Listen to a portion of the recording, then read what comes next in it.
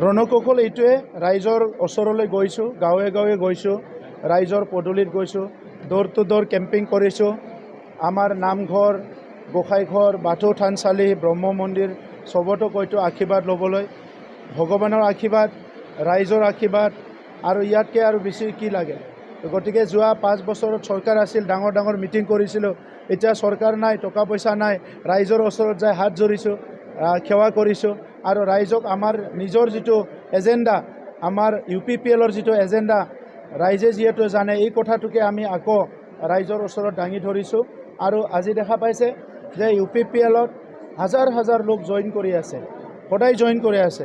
BPFক কোনোবা এজন দুজন আমাৰ নেতা গৈছে, কিন্তু নিৰ্বাচনত জিকিবৰ কাৰণে নেতা নহয়, ৰাইজ লাগে। আৰু সেই ৰাইজ আমাৰ লগত আছে। আৰু UPPLে যিমান যেনেকৈ প্ৰচাৰ নকৰক কিয়, বড়োলেণ্ড অঞ্চলৰ ৰাইজে যেনেকুৱা বিচাৰিছে তেনেকুৱা এটা দল পাইছে, সেইটো হ'ল UPPL। BPFে আজিৰ কথা নহয়, যোৱা 20 বছৰে কাক বা সমালোচনা কৰিছে যদি সেইটো মই যেতিয়া ছাত্ৰ সংগঠন আছিলোঁ তেতিয়াও সমালোচনা কৰিছে, এতিয়াও মোক সমালোচনা কৰিছে।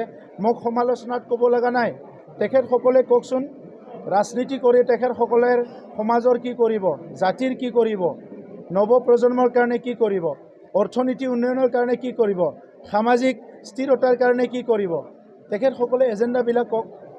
মোক সমালোচনা কৰি যদি ৰাজনীতি হয় কৰি থাকক, মোৰতো ক'ব লগা নাই। কিন্তু ৰাজনীতি কৰিব অহা মানুহবিলাকে আজি ক্ষমতাত থাকি ৰাইজক কি সেৱা কৰিব, এই কথাটো জনাওক ৰাইজক।